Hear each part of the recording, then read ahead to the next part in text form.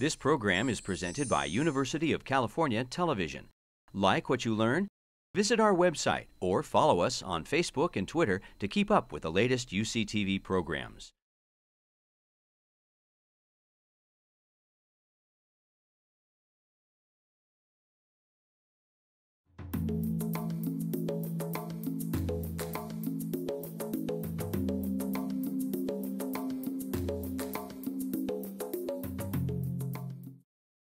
Good evening, everyone. Great to see you. You all got very quiet very quickly. You're very disciplined. So thank you. And I'm Steve Corral. I'm the Dean of the Graduate School of Management here at UC Davis, and I'm thrilled to have you all with us tonight for our Dean's Distinguished Speaker event with Edward Jiu. So I'll just say a few words of introduction now, and then we'll begin in a moment with Edward. So I wanted to mention a few of my colleagues here who are here with us tonight from UC Davis. And one, for example, is Professor Jeff Gibling, who's Vice Provost of Graduate Education and Dean of Graduate Studies. Jeff, thank you for coming. Professor Bill Lacey, Vice Provost of the University Outreach and International Programs. Professor Bruno Nachtergaele, who is Chair of the Academic Senate. Susan Gilbert, Associate Vice Chancellor of Human Resources, and Sharon Shoemaker is here with us as well, who's head of CFAR in the College of Ag and Environmental Sciences. So let's give them a round of applause, shall we, for welcome them. And we have some additional friends and colleagues from Chic. And they are Julia Jung, Senior Project Manager at Chic, Desmond Lee, Lei Yi, and Daniel Huang, all of Chic. So shall we welcome them as well? If you're wondering what Chic is, I'm going to tell you in just a few minutes, okay? So I'd like to take just a few minutes now and give you a brief update on some of the developments in the Graduate School of Management. We continue to be recognized as one of the best business schools in the world. Most recently, we were the fastest rising business school in the United States in the Forbes magazine ranking. We were very happy this year to jump up 22 spots on the Forbes ranking, which which directly reflects the return on investment of our students. So we're very proud of that ranking. For the second straight year, The Economist magazine has ranked us #1 in terms of the diversity of recruiters who come to the Graduate School of Management. And we continue to expand our academic programs as well. We're now educating more business students than ever in the Graduate School of Management. We're now educating more than 560 students. That's comprised of 520 MBA students here in Davis, in the San Francisco Bay Area, in San Ramon, and in Sacramento. And last autumn, we welcomed the second class of our master's degree in professional accountancy, a class of 39 students. So we're really delighted to have that program off and running as well. We're seeing an increase in our grant funding in the Graduate School of Management. So last year, we won or partnered with another university unit to secure $2.4 million in research grants. That's a 332% increase over the previous year. And since 2009, we've had a 164% increase in our extramural funding in the Graduate School of Management. And our executive education unit recently made history with a first-of-its-kind agribusiness program in China last November, and I'll say more about that in just a moment. So there's just a few examples of what's happening in the Graduate School of Management, and we urge you to spread the good word to all your friends and colleagues about the developments here in the GSM. So it's now my pleasure to introduce our speaker, Edward Jiu. Edward is a visionary with more than 20 years of global experience, including being an entrepreneur, a leader, a financier, an investor, a supply chain management expert, and the founder and chief executive of the Chic Group. Edward, I just get tired listing out all the things you've done, actually. So if you know Edward, he has extraordinary energy, and I think that will be conveyed in his remarks here in a few minutes. Last November, as I mentioned a minute ago, the GSM made history by partnering with Edward and the Chic Knowledge Center of Excellence to launch our Global CEO Entrepreneur Agribusiness Symposium Series in Shanghai. Our goal is to develop a further, more sustainable and quality-driven global agricultural industry in China. The title of the program in November was Growing Agribusiness in China, Scaling Up and Staying Fresh. It was a 3-day program, and we were delighted to host over 80 entrepreneurs, CEOs, and governmental representatives for this program. And the workshops were led by UC Davis faculty, such as Colin Carter. So is Colin? Oh, he had to go, all right, probably another trip to China or something like that. Okay. But we really enjoy our partnership with Colin. We also had speaking at the event other global energy or agribusiness experts such as Charlie Sweat and others. So we were delighted to have them on the program. The program was such a success that we're continuing an ongoing series in China. Coming back to Chic, a little bit of history. Established in Shanghai in 1996, the Chic Group today is a global company with over 10,000 employees worldwide.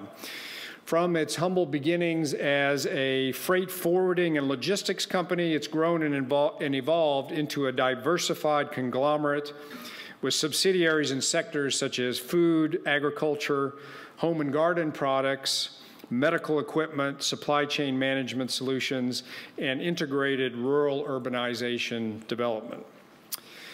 With management and leadership experience in the U.S. and China, Edward has built the Chic Group into a leading-edge company with clients all over the world, including companies such as Del Monte, Heinz, Spectrum Brands, and Yum. In 2012, the Chic Group signed an historic agreement with UNESCO to form the Biosphere Integrated Rural Urbanization Community Investment and Development Project. Edward has been featured numerous times in both Chinese and international media for his successes in various sectors. He was invited to Summer Davos for the 3rd year to lead discussions on, for example, creating the future economics, the future of the rural economy, and China turning into a nation of consumption. Edward holds an executive MBA with honors from the China-Europe International Business School, and he's also a frequent guest lecturer there and serves on the advisory board for CEIBS. In 2009, Edward won the Outstanding Contribution Award at CEIBS, the Distinguished Alumnus Award, and the Best CEIBS Alumnus of the Year in 2011. Please join me in welcoming Edward Ju.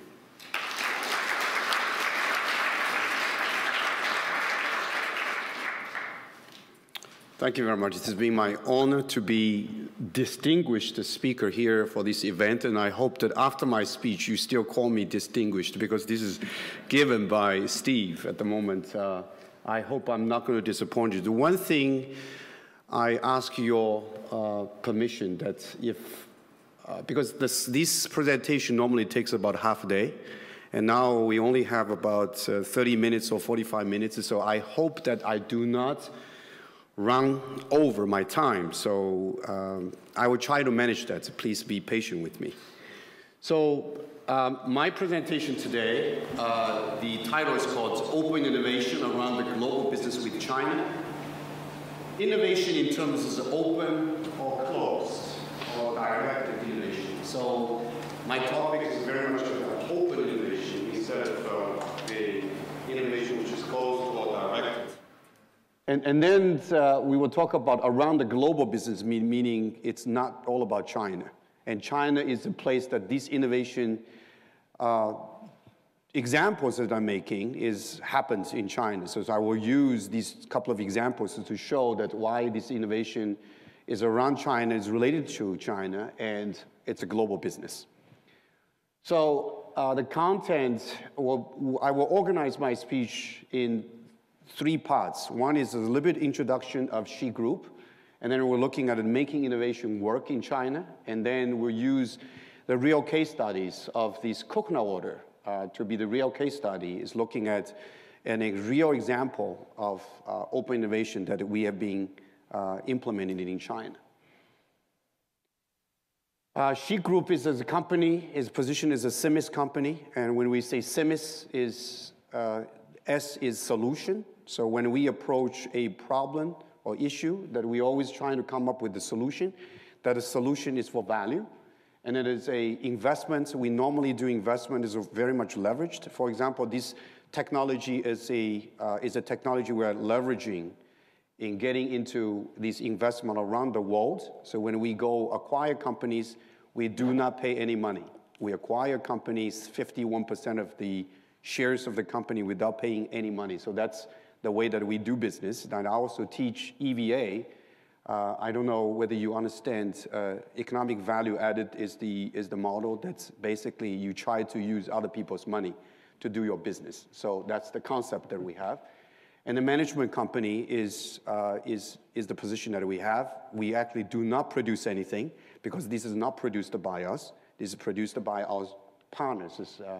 All the products that we are shipping over to the United States under Del Monte label today is all produced by our partners, not by us. But we do have ownership of our partners. But we never paid anything to get the ownership of the partnership in place. And innovation is a very important part of our business. We survive because we innovate. That's basically is the soul and the bottom of this company. And service company, of course, we provide services all around the world. So our position is a SIMIS company, and normally people do not use that as a position, and we do. As a company is very different. And this company, as I said, Steve introduced, is about 10,000 employees in place, and the integrated supply chain management solution and execution is the soul and the foundation of the company, including this integrated rural urbanization project that we're doing in China, is a solution based on we as a supply chain company, even we get into a realistic business. This campus in Shanghai is representative of being an innovation company, being an open innovation company, because the campus is designed by the same designer who designed a Google campus in the United States here. And what we wanted to do is to have these 3 sections. One is R&D Center, which is an open innovation R&D center, where we bring Coca-Cola, Del Monte, Heinz, and these companies to work with us, work on IP of a product, and then the IP will be shared among companies that we work together. And then here you have the Knowledge Center of Excellence. This Knowledge Center of Excellence is a training place, is a seminar training, is a school, is a business education school, executive training school. And then this R&D center is very representative as being an innovation and center in China, but it's open. So making innovation work in China is very difficult. It's not that easy because you often cannot easily find talents in China for innovation. China is a place you always call China is a copycat. So people copy each other, and once you have something new, the first thing you need to think about is how can you stop being copied? So that's what I call it. You need to have your moat to be built around you. The moat meaning is a place that where you put the crocodiles in it, you put poison in it, and then people cannot easily get to you. So you need to create that barrier of entry. So that's not difficult in China to make innovation work. So I have 3 questions to you, then we will answer the 3 questions. First question is, why cannot companies develop strong, effective innovation? Most companies in China cannot do that, and a lot of companies, even in the world, cannot really do it. Well, the Silicon Valley is quite different, but then these are the questions to you. Second one is why do companies find it so hard to sustain the robust levels of innovation? And the third question is, how do leaders create meaningful levels of innovation? So these are the 3 questions I would like to carry while we're going through this presentation. Well, innovation often starts with ideation, comes from somewhere in the company, or even on the corridor that you walk into somebody tells you an idea. One idea that we got is about this technology. It's called high pressure, super high pressure processing technology. Now today you are looking at it as a product. It's a coconut water, which is a raw coconut water with the 4 months of shelf life without any cooking in it. The first idea, I got it from a research scientist from our lab. And he came over to me, he said, Edward, we have a new technology now coming, and I would like to have your attention. This technology is very good to bring down our costs on processing. Because when we were producing this thermally processed product, we use a lot of energy. You use steam and use temperature to cook these products in order to sterilize, in order to pasteurize these products. So he said to me, he said, I have a new technology. This technology will be very good to reduce down the cost of cooking because the energy will be saved, and steam is less used. I look at the product, I said, wow, that's a very good product that he brought over to me. It's non-cooked. And then if I then started innovation based on what he suggested to do, the outcome would be totally different. Because he's looking at a cost-saving technology, but then ended up with a new product technology. It's a total revolutionary change in the industry by looking at a new product coming out. So innovation really starts with business strategy. Innovation cannot start with just an idea and then you start to act on that. You have to really think about what is your business goal. What is your business goal determines what is your innovation strategy and goal. So innovation really originates from business strategy. You need to think about what is your business strategy. Chic's business strategy is always trying to look at how can we make a product fresh, fresher, and freshier. All the time we're looking at that. It's not just only looking at the cost saving, but you need to look outside of the box. Then how can you make a product fresh? Offer a value proposition to the consumers that's in place. This tells you that how you innovate determines what you innovate. So the business strategy is the most important thing for you to think of. But then after you understand what is your business strategy and the business goal, then you want to see that how do you align your business strategy and the goal together with innovation strategy and the goal. In between, what brings them together is the insight about the consumers, customers, what is the value proposition, what is the consumer benefits to your customer and the consumers. Maybe sometimes you have a B2B business, your customer is a company, but you still need to think about what is the consumers that they serve. End of the day, every product is serving the end consumers. You need to think, what is the demand, unmet demand in the marketplace to the consumers, which is the customer of the customer. So you need to think about the business model. What is the business model in between these two? And the product and service, not only just the product. People always think about innovation about their product, but it's more than that. It's just not only product, but it's service, supply chain management, and is looking at business models as well. So then you look at the regulations and past, what is your environment for innovation, and look at what is your operation in there. So this is the business insight in place, where you can then tie these business goals and strategies together with innovation goals and strategy. Now, these insights, I raise these questions to see where do we focus innovation efforts?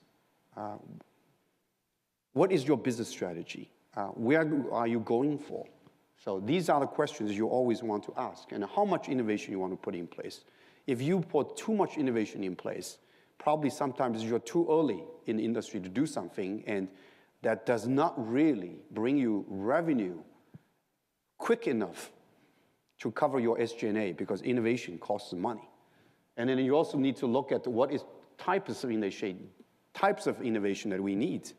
In Chic, we have a lot of innovations in place. Some of our focus is looking at a lot of innovation, a lot of technologies really 10 years later. So I asked them to put aside. We have people who are looking at long-term innovation. We also have people looking at short-term innovation, which is commercialization. What I see that you have to both. You have to do all of these at one time, but you have to really allocate your resources around these. So again, is how do you innovate determines what you innovate. The strategic blueprints bridges the innovation strategy. You look at these two. How do you bridge that together? I have this framework to bring your attention to this, is looking at what is the strategic blueprint, where what are you looking for? Are you looking for incremental value proposition, or are you looking at a radical change, which is a game changer? So you need to look at the technology change, and you're also looking at a new business model change. If you want to have the radical change in place, you need to have both. But it really depends on where you are and where you're going for. This product is a product that you're looking at, is this plastic cup on the Del Monte label sold in the United States here is not a radical change. This is a technology change. It's a packaging change. This is simply putting the mandarin oranges here from canned to a plastic. So it's just basically looking at a packaging innovation. It's not a radical. But then this product is a product which is a very radical change. It's not just only a technology change, but it's also a new business model change. And there are about 6 levers that I always look at to look at how do you do innovation. These 6 levers, as I group them into business model innovation or technology innovation. And then you look at, on the technology innovation, you look at the product and services, process and technologies, and then looking at the supporting technologies as well. But on the other side, you're looking at the business model innovation is the value proposition towards the consumers and the customers. You look at the value network and the target customer. So these are the questions that's in place. If I put the blueprint of our portfolio products is in place, that you can see this plastic cup is very much on the breakthrough, but this coconut water is really a game changer. The reason of that is because I'm going to get into more detail in these, because these frameworks are telling you where you are going into. Are you looking for radical change, or are you looking for a breakthrough? But in Chic, we have to do all of that, because we have to survive. We cannot just looking at these radical change, game change in place, because these took us 10 years to arrive today. If we cannot survive from 10 years before up to today, if every year we cannot survive, we won't be able to launch this product today. So that's why we need to manage that in the short term, mid-term, and long term. So I'm looking at, in the mid-term is more of a breakthrough, and in the short term is very incremental changes. The incremental changes can be cost saving, can be pesticide control and get a better position, can be quality QA and QC on the floor. These are the new things that you do. So it's really the blood of innovation in place, that the whole company has got to have this culture in place to have innovation. So the outcome can be different when you look at the different dimensions that's in place for innovation.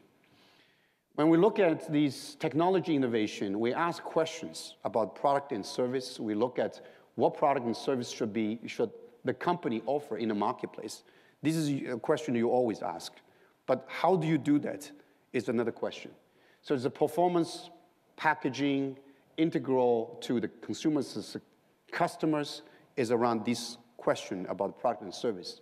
And to look at, you should also look at the process technologies. Processing technologies probably is reducing the costs. It's like our scientists came over to me and said that, we have a new processing technology come in, and it can reduce the cost. So that's reducing the cost or improve the quality. But this is very much related to manufacturing, assembly, and service delivery, which is very important that you always look at the cost savings all the time in a business. The cost saving, for example, the cost saving in the last 3 years, that if we didn't do it, I wouldn't be able to survive, because all the things changed in China. Exchange rate change is really not in favor of us. 27% of exchange rate change. RMB went up about 27%. Labor costs went up about double, and borrowing costs also went up about double. So you look at that, these are all the business environment in place. This is really giving us a lot of hard time. And then you have to really do cost savings on a day-to-day basis. And management has to manage that. And it's looking at the supporting technologies. Is, for example, the inventory and the quality control. It's about information. It's about how can you deliver your product with a low capital cost in place. If you look at the balance sheets of Walmart today, you look at the inventory sitting on a Walmart's balance sheet, you look at what is the capital cost that's on balance sheets of the products of Walmart, and compared to an inventory sitting on the supplies of Walmart in China, the two costs of capital is totally different because the base is different. Why cannot you think about how can we shift the inventory of a Walmart to the Chinese suppliers is in the way that Walmart carries no inventory, but Walmart will pay for the cost of inventory in China. That's a huge saving. That's billions of dollars of saving. This is just an example of supply chain management in place that you look at these supporting technologies in place, which is also innovation. And then a business model change is you either look at the value proposition, you're looking at what do you deliver as a value. So you ask questions around about how can you create value to the customer and consumers. And then you do ask these questions. What value do customers want? What value do customers really care about that you deliver into the marketplace? And you're looking at the value network, which is how, meaning how do you deliver these value proposition in place? For example, the supply chain, how do you change the supply chain side? How do you look at the ecosystem of the value offering? These are all the things that you need to ask about business model change. And the last one is the target customer. Who is your target? Because sometimes that you really need to be careful about when you aim towards your target customers. Sometimes you ended up with a group of new customers, which is not your target customers, which is based on very much on this business model change. If you have a business model change, you have a new set of customers, which probably is much bigger size of a market. So these are the questions that you ask, and then you need to look at that. How do you use these levers in place to do? Most of the time, people stuck in the rut using the same levers. And what levers we normally use is always product, service. You're always looking at product service side. When you talk about innovation, people are always looking at innovation about the product or some to do with the service. Often, what is neglected is the target customers redefining. As I said, how do you redefine a customer? If you redefine a customer, probably that your market is much bigger. The size is much bigger for you to serve. And people are not really very much looking at the supporting technologies. For example, IT technologies. It's in China. Things are changing so fast. The market channel really changed from a traditional channel to e-commerce. That you may not understand the Chinese today are buying more products from e-commerce than the traditional channel, especially the people born after 1985. This is the trend is going on that you may not understand that. You're looking at China in the future, e-commerce is going to replace traditional channel, and this is a very important phenomenon. If you are in China in doing business without understanding that, you will be left behind. It's very important looking at that.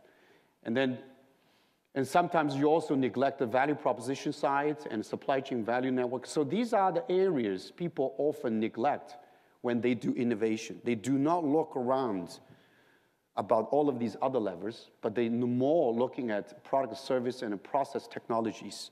Process technology is more of looking at a cost saving. But then product and service is looking at it. We have a new product coming in, but sometimes that new product doesn't really matter that you have a new product because you are serving a wrong group of people. So innovation, you really need to think out of box. So innovation operational model also has to change, which is strategically aligned with innovation strategy and goals. Management has to do so much in there to have these two fit. Now, operational model that I look at these two, one is directed, which is closed, and the other one is open. So the reason I compare these two, they are so different. One is looking for steady revenue and margin. The other one is looking at significantly grow the revenues and margins. We're looking at this coconut water, and we are looking at a business to come in the next 5 to 8 years, about $6 billion of business on this coconut water. $6 billion US. And this business has been growing in the last 5 years in the United States. Every year is doubling, doubling, doubling. And in the next 5 years, we see this market double. It's not a passing fad. It's not come and go. This is a product will stay in the marketplace. If you research on coconut water, that you will know that why this is a product that is flying so high, because this is acetonic water.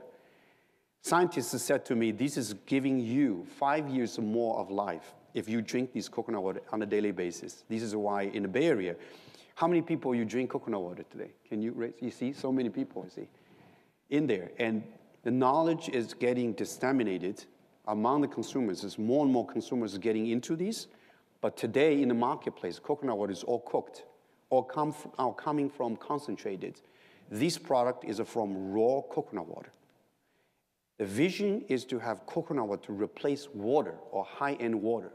If you're looking at only 10% of a high-end water market for us to targeting, you have that business of $6 billion. But if you go after a juice market, say this is a juice in the US market, the size won't be that big. So this is going, what do you go, where you go as a market.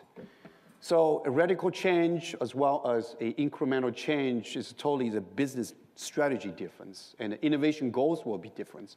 Here is you have a surprise, and no surprise is your steady growth, and on the other side is to redefine competitive environments. You create your own market, like this business is really creating a blue sea.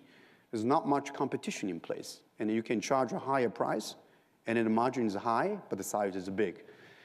And then one is to play not to lose, and the other one is to play to win, and win, and win. There's always win in there.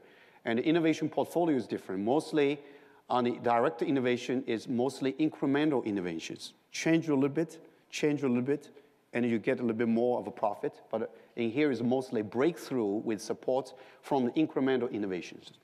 So it's a breakthrough. And the last one is you're looking at, we do more with less. Standard technology, co-development, limited collaborations is in place. But on the other side is the blue sky. They create extraordinary value, and it's open innovation and collaboration. What is open innovation and collaboration? Open innovation and collaboration is not just to only look at yourself. You cannot do innovation by looking at yourself, your own R&D in place. So your target market is very clear, that you're going after your target market. Well, in Chic's case, if we do innovation towards our target market, that's a canned product. Del Monte was in the canned product business. When we started business with Del Monte, it was a canned 15-ounce or 8-ounce product. We shifted the business from canned to plastic. We are shipping today 10,000 containers to the United States, to Del Monte alone. But the Del Monte business total alone by that time, all canned product together is less than 800 containers. Total. The time when we started business, Del Monte's mandarin orange business in the world is only 11 containers. Today is about 5,000 containers. So that's a big change in place. So you really need to look at where's your market. You cannot just focusing on your current market. So the direct innovation is looking at technology innovation, platform, and partners is in place, but it's all funneled into one direction. But in the open innovation is you're right open, make yourself open. You work with your suppliers, you work with your customers, and you look at the business model innovation, ecosystem, platforms innovation, technology innovation. You're not looking at a product, but you're also looking at a service. You're also looking at other opportunities around the business model change. So this funnel becomes an incubator, and it's not only coming out from this direction towards redefine the market, which this bottled coconut water is a redefined market of us.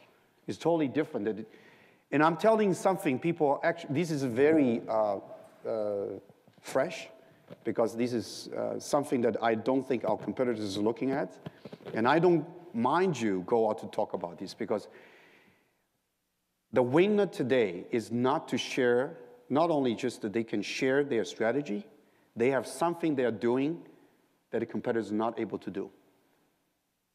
That's the winner. So I'm telling you my strategy. You can tell other people what is my strategy, but you cannot get around me because I have the moat around me.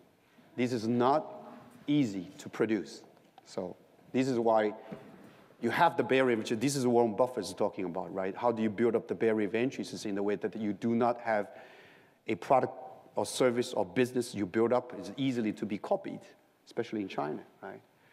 So, and then you have your development partners in place, and this channel partners is in place, idea partners in place. So this funnel is more open in the way that you're not looking at your, not only looking at your current markets, you're looking at adjacent markets, and also the redefined market is all in one place.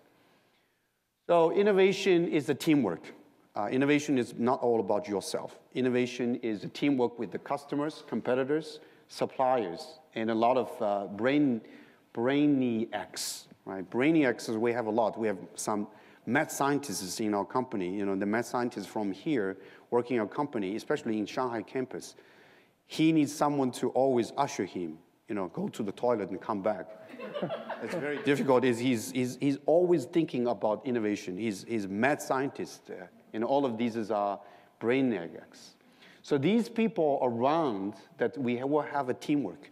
So innovation is just not only you yourself. It's all about the teamwork together. So this framework is sharing with you whether or not you are starting and looking at this, how do we commercialize the product? And then you're very biased for incremental innovation towards that. And getting the concept into the marketplace, you try to avoid market risks, answer questions, verify solutions, do things right, value capture. This is what normally people do. Yeah. There's nothing wrong about this, but on the other side, if you see, why don't we start with a mindset of value creation? Why don't we start with the end in mind? That is, how can we deliver value to the consumers in a way that you start to think that, how can I find the right things? How can I ask questions to explore the unknown? How can we look at the unmet need in the marketplace? How can we seize the opportunities, visualize the future, and consider all options, not just only one direction? And then you're looking at incremental and radical innovations in place. So it's not just only radical, not just only incremental. You do both because you need to survive, but at the same time, you need to create value. In business, I always worried about being survive. I'm in the survival game. How do I survive? So I'm looking at the short term is really a cash flow. I need to really bring dollars into the company in order to survive. In the midterm, I'm looking at how can we make some money. In the long term, you're looking at how can we create value of your brand or company. So you really need to do both, just not only incremental or radical. Then you are able to create a value in the long term, short term, and midterm, all at the same time. So these motivators help also to create the innovation center, innovation culture in place. You really need to have the passion in place in innovation. You really need to make some economic sense in place. You need to have the vision. You need to recognize the people who are doing innovation. So the motivation needs to be in place. Then people will be able to engage innovation activities because of expected economic returns. So in Chic, we do reward our people on innovation, very big time. We reward people in Chic about the innovations. Trust that they will be appropriately recognized based on the merit, which is another thing that you always need to do. Doesn't really cost you money, but you have to really recognize them and encourage them to talk about this. Because if the scientists at the first place didn't talk to me about the technology is a cost-saving technology, we won't have these radical changes in this technology in place. The vision that provides a clear sense of purpose and that includes the passion about the activities, so you really need to encourage the passion in place. Our HR and the leaders in the company should always work together. This is what I say, together to design the right measurements and reward system that motivates our staff for innovation. So this is a culture that you create in a company in order to foster innovation all the time. Again, this incentive is in place, not just only incentive, you need to measure innovation in place. So you have the input, you have the process and your output, so you need to really measure the outcome. It's not just only incentivize them. So EVA in our company is the blood. Innovation should always become the pump, I always say, for the tomorrow's growth in the company. And EVA is economic value added in place. So this is the shareholder value. So innovation is a real study, and real case studies, you see that we started with the technology and the idea about food processing technology. And then we get into this technology, which is a machinery. But machinery cannot really deliver the innovation that we have. But then we look at the wrong. And I was in the United States, my North American market manager was telling me that the coconut water is a really hot thing in this market. It's growing every year of doubling. This is about 2 and 3 years ago. I was looking at that as a coconut water, and then we started to do a market research. We did a very in-depth market research. Then I found out how much value this coconut was bringing to the people here and then all around the world. And then we had a vision. Then why cannot we put coconut water into this technology and it becomes a game-changing product? Here we go, we have this product. So you crack open a coconut shell and it just suck the water out, put into this bottle, becomes very convenient. This is acetonic water. It's very good to the health. So with that in place, I also would like to say one thing which is very important. When we do innovation, or we're always looking at what is the value proposition to the consumers based on time saving. Today, you look at that, what is the most valuable thing to you today? Time, which is something you cannot buy easily. Time will go away, and when you say now, it's already in the past. So you say now, it's already in the past. So time is so precious today. And this coconut water is trying to save time for people who want to get the best product where this gives you a longer life. But if you go to Thailand yourself, you bring a coconut water here and you crack that open, all the effort and time, even you go to Whole Foods, you buy a coconut, you go home, what are you going to do with coconut? How do you crack that open and put a straw in it? By the time you finish that, you don't want to drink that anymore. And then people ask me, do you have a competition? I said, what is competition? He said, this is your competition. I said, no, this is not my competition. I asked him a question, how many coconuts you can store in your refrigerator? And how many times, when each time you bring this coconut come out, how much time you need to drink that coconut water? This is a ready-made product. This is a product that you can bring out from refrigerator and you drink that right away. I'm not doing any advertisement. By the way, this is called Ingvo.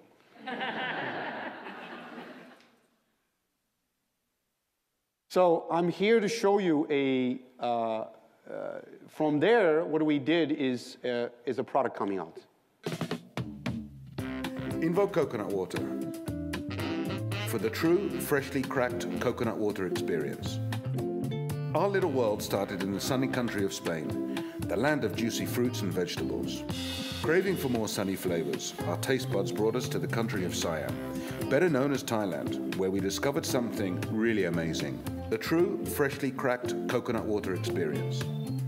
So, what makes our coconut water so fresh and special? Well, we just use 100% pure coconut water. And in our blends, we add some freshly squeezed juices, nothing else. Did you know we're one of the world's first to harvest, crack, bottle, and then cold craft coconut waters by applying pressure? And all of that in the heart of Thailand's coconut groves. Ingvo coconut water for the true, freshly cracked coconut water experience. Proudly and lovingly made in Thailand.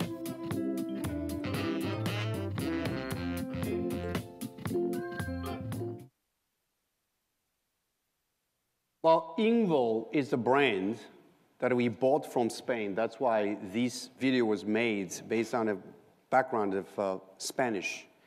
Spanish people don't understand coconut water at all.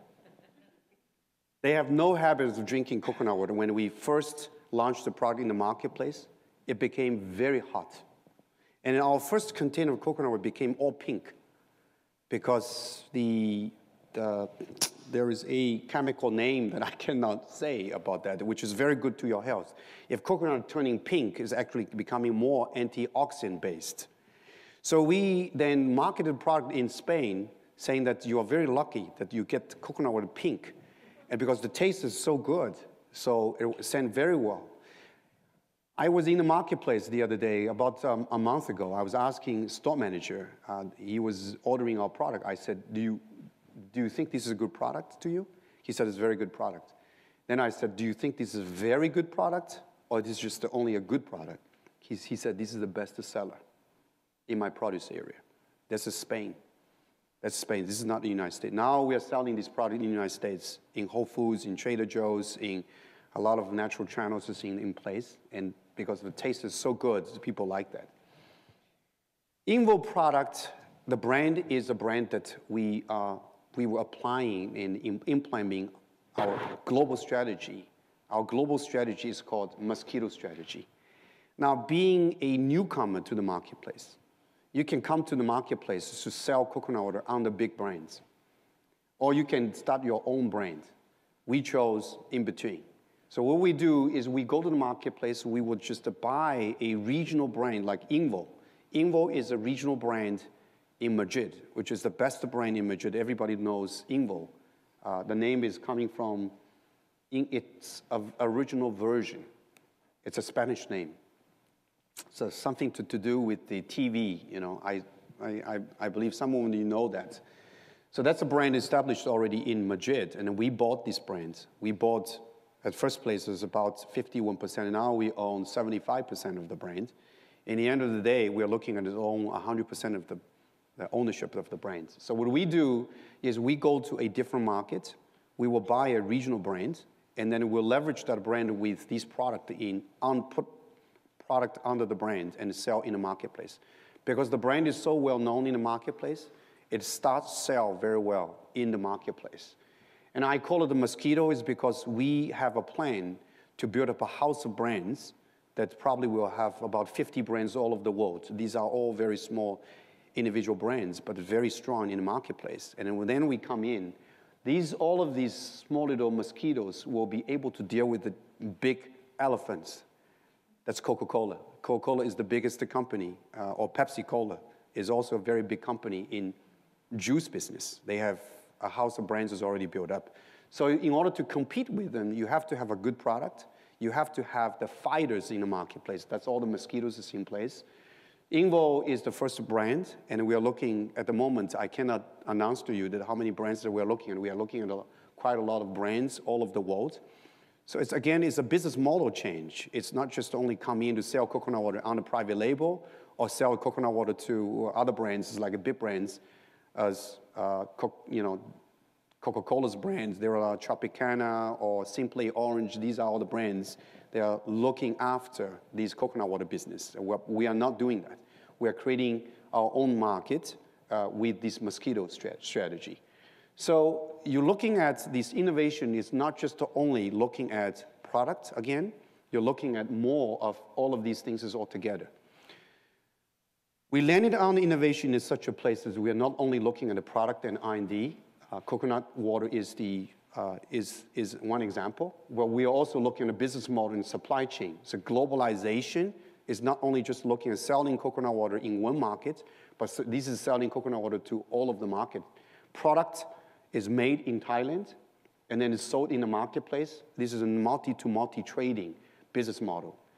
And then services is really different. We are looking at coconut water made, processed in Thailand, sold in the global market, but services all provided in Shanghai. The campus that I showed you is a campus that is providing all the services, all the customer service, the supply chain management services, all the things is going through Shanghai. So the reason we do it in Shanghai is because Shanghai provides the best service, but at the same time, the cost is lower. And we are not doing that in the United States. We are not doing it in Europe. And we cannot do it in Thailand, because the language level in Thailand is not in place. So you're looking at a total supply chain change is also another way to look at this innovation. Finally, I'm looking at how do we optimize alignment to drive the growth, which is around innovation. The innovation can really start from anywhere. That we said that the innovation started with that idea, but alignment is the most important thing. So when you look at the innovation, you really need to start with the business goal and strategy in place, which is aligned together with your strategy, your innovation strategy, and then you deliver on these innovation operational models. That model has to be aligned together. What is your innovation strategy? And finally, you get into delivering of this innovation. If you start with the wrong place to go, you will never get to there. So you really need to start with the end in mind on innovation. So how you innovate determines what you really can innovate. Back to the three questions. First question is, why cannot companies develop strong, effective innovation? My answer is they are unwilling and unable to fix what is broken and or underperforming. Companies, a lot of companies often don't want to look at that. They are unwilling to do this. Look at iPhone, look at iPad today. What are they replacing? So many different industries they are being killed by iPhone and iPad. But those industries never thought about that, never wanted to think about this. Why do companies find it so hard to sustain robust levels of sustainability? Because they use an outdated strategy and operational model for innovation. Now, how do leaders create meaningful levels of innovation? My answer is they manage innovation as if future growth depends on it, because it does. This is very much reflecting on Chic. What would we always keep in mind when we make innovation work in Chic is we look at these sustainable, strategic, competitive advantages. Sustainable meaning that you have to put a business in there which has got this moat in place, the barrier of entry in place. Strategic is because you are dealing with the competition. Your competition always comes where you don't realize it's so fast coming. So you have to really think about how strategically you move. And of course, the last, that you have to have the competitive advantage in place. Thank you very much.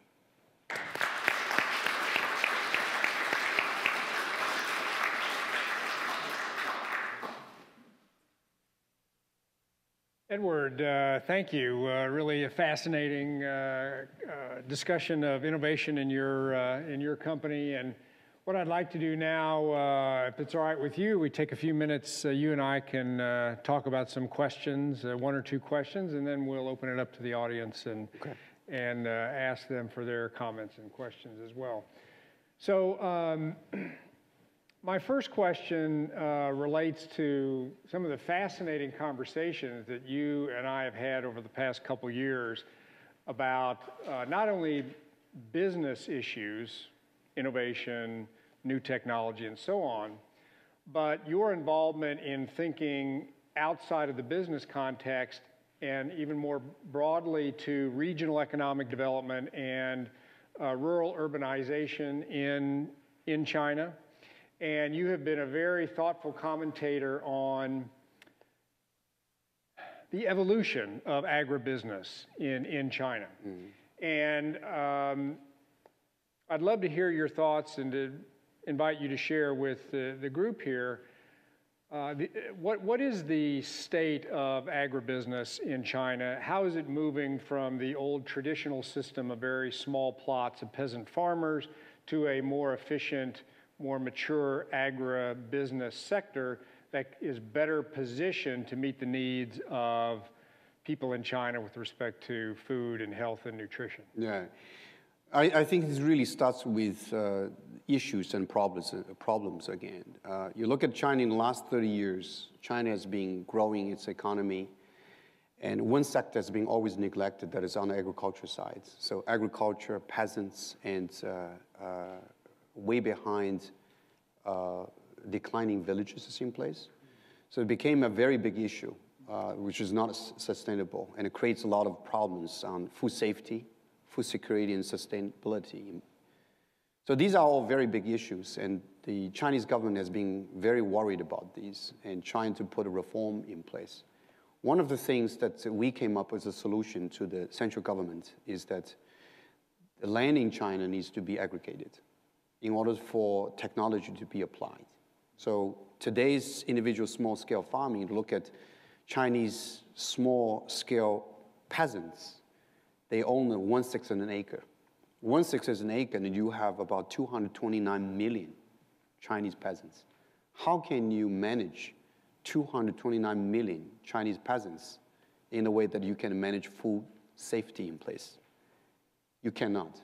There's no country, there's no government can handle 229 million competitors in one place. Have you seen any market as competitive as Chinese agriculture business? No. You have 229 million. So each one wants to cut the corner. When each one wants to cut the corner, food safety is not in place. That's why food grown and processed in China is not perceived to be safe.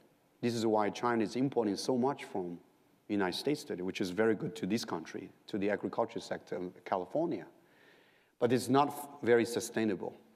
So I think in the future that this is a solution, as I said, that our company is a solution-based, is a SEMIS company. We provided this solution to the Chinese government. So one way you look at that is you have to really release the land from the rural area. The farmland needs to be aggregated where technology, large-scale farming can be put in place. And you look at the farmhouse land in place. The farmhouse land are the farmhouse stat in place that farmers or peasants in China claim ownership. In reality, they don't have ownership of these lands. These land can be then released from the marketplace. And when we release these land to the marketplace, the incremental GDP growth in the next 10 years can be 56 trillion RMB. If you take 10% of that, it's more than 10% of the GDP growth every year.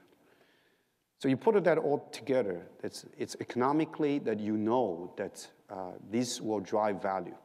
The value that is driven outside from this flow, free flow of resources from the rural area, together with the talent and the money from the urban area, creates a lot of opportunities in place. So then we will be then able to do a reform on the agriculture side, and then also to deal with the declining village, because we will be then build up a new urban city, new urban towns around in the rural area. It's not just pushing all the people going into the big cities, which is not very sustainable. And then you look at the changes of the position of the peasants. These peasants will be then converted to professional workers or business owners. And these peasants will get paid by selling their land. At the moment, their land has got no value at all. At the moment, the value is not there because the land is not deeded. So these three rural issues in place, if we put a rounded solution in place, I see the rural area will have a very big change. But it's all very much around the land. I've been very impressed with your big vision about agribusiness and in China. And I've also been struck by what I perceive to be your motive being not purely commercial. You have a very successful business. Your work in agribusiness is certainly improving that sector in China. But there's something more about what you're doing, Edward. So there's some other motive, some other motivation, some other inspiration about what you're trying to achieve. So what is that? What else drives you beyond that commercial incentive? Well, I think I admit that the terrible thing in me is I'm very greedy. I'm always fighting, try to fight against my greed and my ego all the time. So I'm always thinking about how can I use my ego and my greed in a place where, in the long run, create some value to the people in the world, not just only create value to Chinese people. So like you said, that I have made some money, and there is no reason for me to continue making that money because I did that already. And in the next generations of my family, we don't have to worry about money. So that's the problem. So, and then not a problem, really. Yeah. So now I'm thinking, how can I do something better? Instead of, giving money away when I get old, you can do charity. You just to write checks to people. And why can't I just create a sustainable value creation model in the way that we can help the bottom of the pyramid? Instead of giving money away, why don't we create a sustainable way, in a way that the system by itself is always bringing value to the bottom of the pyramid, where this integrated rural urbanization can create such a great model that the value can be created in the marketplace, and this value will then, in the system, to benefit those people on the bottom of the pyramid. Of course, the whole pyramid, it will benefit from there. So this is probably the reason, I just trying to put my energy in the right place. Otherwise, it will be trouble. Well, I actually don't think you're very greedy. I think you're actually very thoughtful about the impact that you're having, not only with your business and the jobs you're creating there, the products you're developing that we all enjoy, and I am enjoying the coconut water, by the way. You're free to have a taste. It's very good, yeah. But you're trying to do something more, and I think that's one of the points that I wanted to get across tonight to this group. Not only providing you as a case example of a very successful businessman, but someone who is mindful of responsible business practices, corporate social responsibility. What is the role of business in broader society, and how can you help elevate broader prosperity beyond just the jobs you create and the products you create? And that's one of the reasons why we're so thrilled to have you speak tonight to us. So let's change gears a little bit and talk about another topic that I know that you have thought deeply about, and that is the development of business and management talent. So tell us about what you're seeing in China with respect to trends in both the demand and the supply of talent. What are the challenges faced in China there, and what can we do in the United States to partner with, to participate with, to learn from, to teach our friends in China? Yeah, I think globalization really changed the whole thing in China. You look at globalization shifted from Japan, and then it went to 4 dragons, and then it went to 4 tigers, and then finally landed in China. For the last 30 years, China became very successful by exporting products out from China to the United States, to the world. It's very much based on the low labor component in China. Throughout this change that you see, China has been training a lot of talented managers in this position, being a global manufacturer. So you go to China today, you can easily find a lot of talents in manufacturing. But as I said, the one area which is always neglected is in the agriculture area. Because I don't think that China had ever had agriculture. The agriculture that you talk about here is totally different from the agriculture that you look at China, because that individual small-scale farming is not really agriculture. Chinese peasants still use bucket to irrigate their fields, because it is only 1/6 an acre. How can that be sustainable? They're very old. They're 60 years old, 70 years old. I have pictures with someone who's 80 years old still working in the field. What if they died? What is the next? Their children will never want to come back to the farm area, to the field.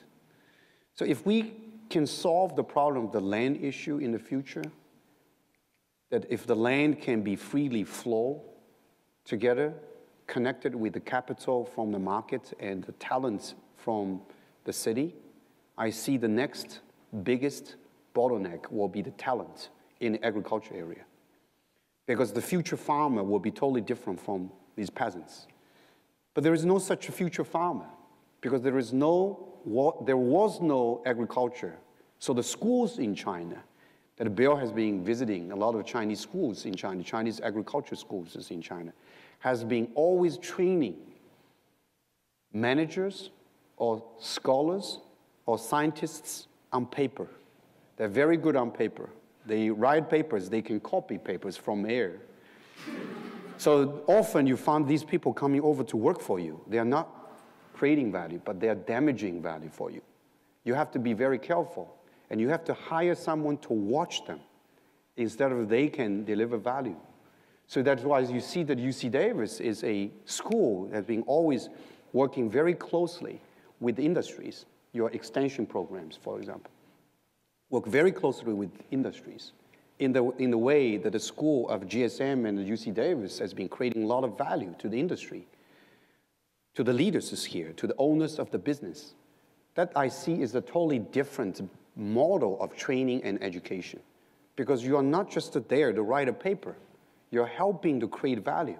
That's what China needs. China needs a school like UC Davis and GSM of UC Davis to really can deliver value in China, to train the Chinese new leaders in agriculture that will help China to change.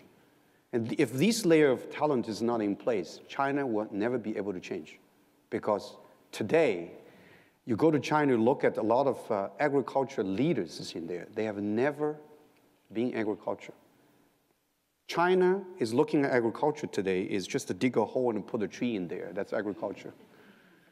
They never look at the yield. Now, we have a lot of Chinese students here that you know that, right? What is the yield compared to here?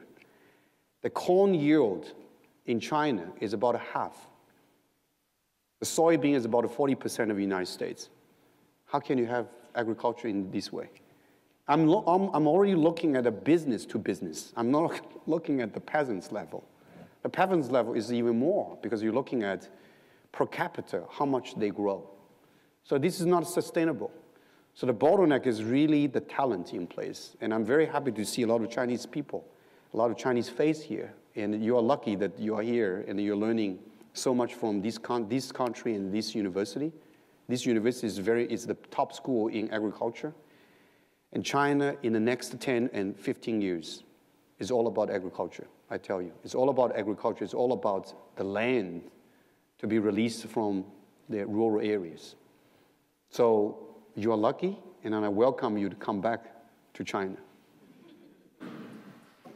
So speaking of who's with us here tonight, let's open it up now and hear your questions or comments, things that you'd like Edward to comment on.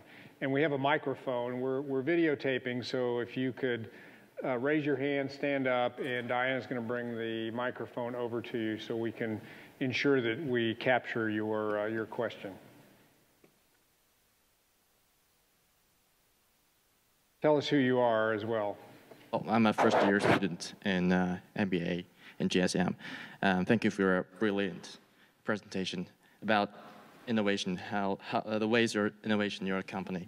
But I think most of our talking about is about innovations on the consumer side. But I think back in China, as you had just expressed concerns about those peasants and the agriculture industry in China. But I think the most important thing is the innovation in the mechanism, especially how to organize resources, inputs side. And I know that you, Chic has already have thousands of acres of land in China. So I really want to know, how do you organize those resources, especially land and workforces? So I want to add something, especially now in China, in rural area, we can use a word, simple word to describe this situation, that is a cow, C-O-W. C means children, O means older people, and women. So how do you organize those? How do you manage this kind of problem in the future, especially? You really need innovation in there. You really need a lot of innovation in place, more than this product innovation. Because we look at the situation, like you say, this is in a cow situation. And also you're looking at your P&L, your cost structure is totally different from the peasants when they do farming. The peasants do not have leasing costs of the land because they get the land to use for free. A company comes in, we have to pay leasing. The peasants in China becomes a landlord. You know, in Chinese it's called a 地主, landlord. So it's the opposite. It's totally changed their position. And the peasants in China do not count their labor as a cost. If you look, you ask them, what is your cost? They never look at their labor cost as a cost. But we have to hire workers to come in to our farm, to have to pay. So that's a cost. The peasants normally do not talk about profit. The reason they don't talk about profit is because it's very hard. You know, it's very much dependent on the weather, depends on the climate. Well, company cannot do that. I call it the operational failure if you don't look at that, because we have a high fixed cost. Our structure is different. We have a very high fixed cost. We wanted to save the cost on the variable cost side. So the cost and variable cost, the fixed cost and variable cost as a structure is different from the farmers or the peasants in there. They have no fixed cost. They only have variable cost. So they don't have this issue, what I call it operational failure in place. So to manage them, and you want to also compete with them because their cost is so low. And whenever you grow anything, they can grow the same thing because there is no secret. Because your variety can be taken away next day. And one example I'll show you that we have a blueberry orchard in Shandong in Jinan. Last year, overnight, 30,000 trees of blueberry, all gone overnight. Overnight. Next day, you see the trucks. A team of trucks came. Overnight, all the blueberry trees is all gone because the variety that they believe that we have the best variety. They took all away. How do you deal with that? So you have competitors, it's all there. These are peasants, it's all your competitors. Don't you think you need innovation to get a success? And we have been quite successful. So you do not want to compete with them. You want to become one of them. You become friends of them. So you work together with them. We provide services, we provide technologies, we help them to grow, we help them to grow and bring their yield up, and we buy from them. So our farm is a demonstration farm. This demonstration farm is always there to teach the farmers, and we build up the relationship in such a way that they always make 70% of the margin, and we always make 30% of the margin. You don't look at Chinese peasants to say they are not trained, educated, so you can make 70% of the margin and they make 30% of it. That will never work. If they found out, you have a big trouble. So the mechanism you put in place is really that you need to do is to think that how can you make them to make the most of the money? And you make less, but they are just the one individual. We have hundreds of millions of farmers working for us. Of course we make more money. You see what I mean? We make on the volume, they make on the margin, which is a percentage. Ended up that we make more money. And then at the same time, you see that how can we control them in a way that they will give us high quality and safe product? Another innovation to share with you. So we put them in a group. We have a GPS system, we circle them. We say, this is 24 of peasants in place is one place. If any one of them gives us a product which is not safe or overuse of pesticide or use the wrong pesticide, because in China today, 70% of the pesticide applied in the field is all fake. So we say that any one of them of 24 use the wrong pesticide because they want to save money, costs, right? And we will put this farmer on the blacklist. Not only him, 24 of them is all on blacklist. We will never buy from these 24. You know what will happen? I don't have to worry anymore because they are watching each other. If one of them is using a wrong pesticide, that guy got beat so much by the rest of the 23 farmers in place. So we have someone helping and protecting us. This is another innovation to share with you.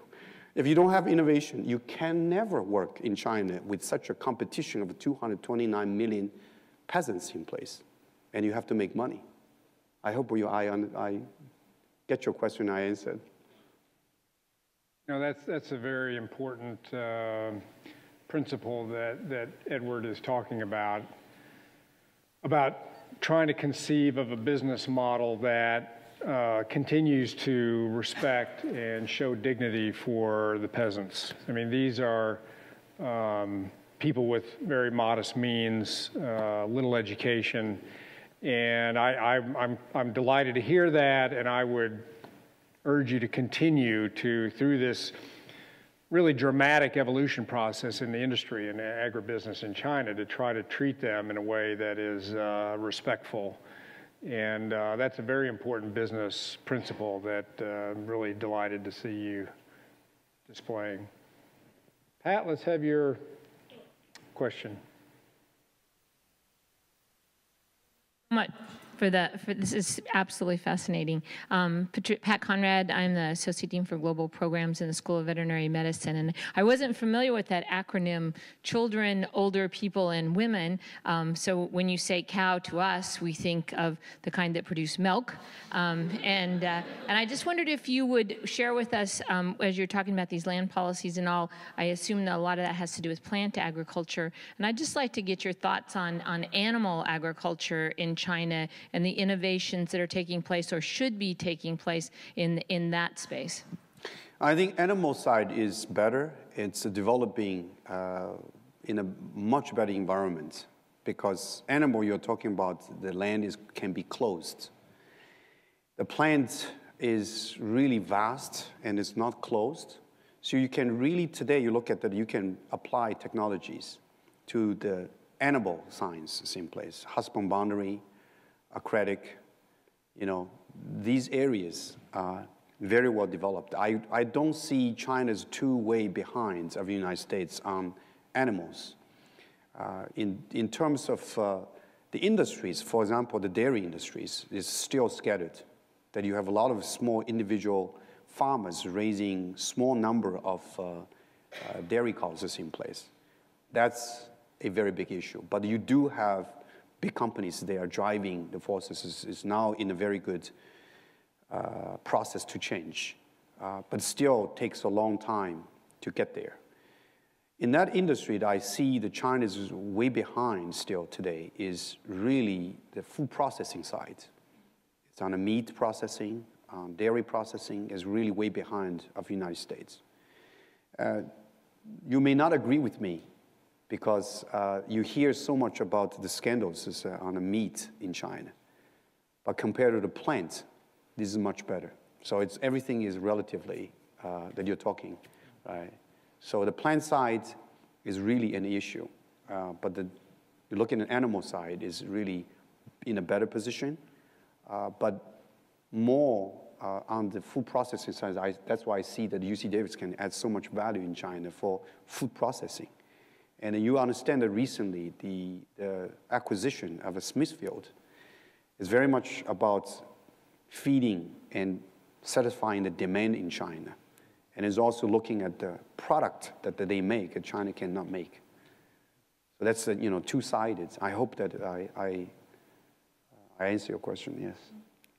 Okay, let's have one more question. This gentleman right back here. Wataru Yoshimura, first-year candidate, or MBA candidate.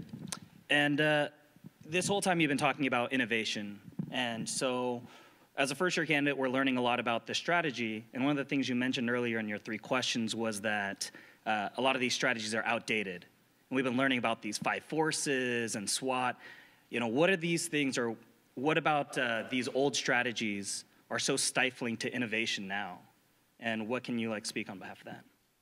I think when you talk about strategy, you first ask a question, why do you need a strategy? Can you answer my question first? Why do you need a strategy? When do you need a strategy? If I say that I want to walk from here to outside of the room here, do I need a strategy? Sure. You need. Why do I need a understand strategy? That you need to go there. You see me walking out of this door. If someone were to block your way, Now you said something. If someone is blocking my way, I need a strategy. That's correct. You answer my question. So if somebody is blocking your way in the business, what is that? Competition. Competition. You need strategy because you have competition. Competition is always there creating problems. That's why you need a strategy. How many companies today think about that? When they do innovation, they don't think about that. They don't think about the long term. They don't think about the midterm. They only think about short term. So when they answer the question of a short term, they do incremental innovations in place. In the way they are doing their surviving game. So they only looking at how can they survive. But they are not looking at a long term, how can really they can have the sustainable development to win and continuously win. That's a big difference. So when you look at the outdated strategy is always looking at a product change in order for them to live. But then we say it's a new strategy is looking at not just on, it's like a balanced scorecard. You're not just only looking at 12 months. You're looking at short term, 5 years. We call it 5 years short term, okay? And 8 years is the midterm, and 10, 15 years is the long term. So when you go start with your innovation, with your end, with an end of 15 years in mind, that's totally different. In this market, especially in the United States, capital market is always driving a company looking at very short term. That very short term is an issue. You're always looking at your P&L. You're looking at your P&Ls. How do you drive your business up and your revenue up in a very short term? So you don't look outside of the box. This is where you had Steve Jobs here. He came. He was playing with an idea. That idea has such a great dramatic change that you didn't realize at the first place. And he didn't even go out to ask his consumers towards the consumers of the Apple computer. He was not asking questions to those consumers because his new consumers is totally different. So that's new strategy. I hope I answered your question. Thank you very much. So Edward, really fascinating. It's really been a pleasure to have you. Very illuminating about innovation, about China, about agribusiness. So we want to thank you very much for your remarks and your very thoughtful answers to the questions as well. So shall we thank Edward?